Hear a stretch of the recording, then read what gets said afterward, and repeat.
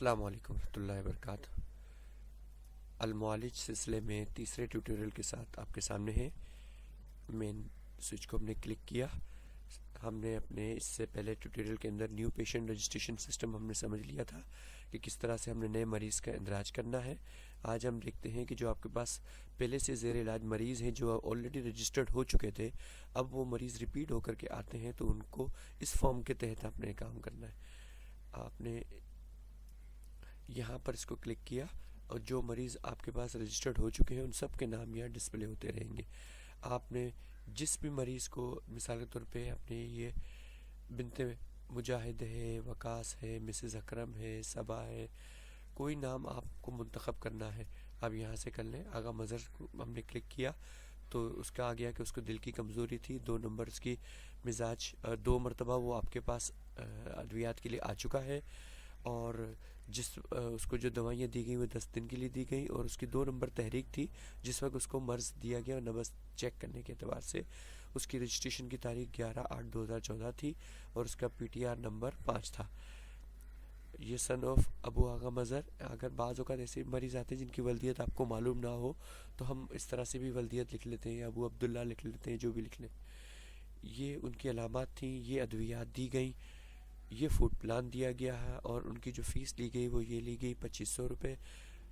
یہ ساری اس وقت معلومات آپ کے سامنے موجود ہیں جو آپ نے اپنے کمپیوٹر میں فیڈ کی ہوں گی، اس کے مطابق آپ کے سامنے ڈسپلے ہوگی۔ یہاں پر اگر اس مریض کو جو ادویات آپ نے دی تھیں اگر اس کی کنڈیشن کے مطابق آپ نے سیم رکھنی ہے تو اس کو کلک کر دیا تو یہ موجودہ تاریخ کے اندر اور یہ تمام معلومات سیم اس کے اندر کاپی ہو جائیں گی کہ یہی علاج جاری رکھنا ہے۔ چینج کرنا ہے تو آپ نے یہاں کلک کر دیا، اب یہ چینج آ جائے گی یہاں پر۔ اب آپ اس کی جو نبض کی ہے پوزیشن، اگر 2 نمبر ہے تو 2 رہنے دیں ورنہ 3 کر دیں۔ ادویات جتنے دنوں کے لیے مزید دے رہے ہیں وہ یہاں درج کر دیں، اور اس کو جو ٹریٹمنٹ اب آپ چینج کر کے کوئی دینا چاہ رہے ہیں تو یہاں سے سلیکٹ کر کے، اور جس طرح سے پہلے ہم نے کیا تھا وہ آپ کر لیں۔ مثال کے طور پہ اس کو 4 ملین اور 5 ملین ہم دینا چاہتے ہیں، اور ہم اس کو ساتھ میں تریاق تفتیش دینا چاہ رہے ہیں۔ جو بھی ہم منتخب کرنا چاہ رہے ہیں وہ یہاں سے ہم منتخب کر لیں۔ منتخب کرنے کے بعد ہم نے لبوب کبیر جو چیزیں دینا چاہتے ہیں یہ کلک کر لیا تو یہ ہمارے پاس آ گیا۔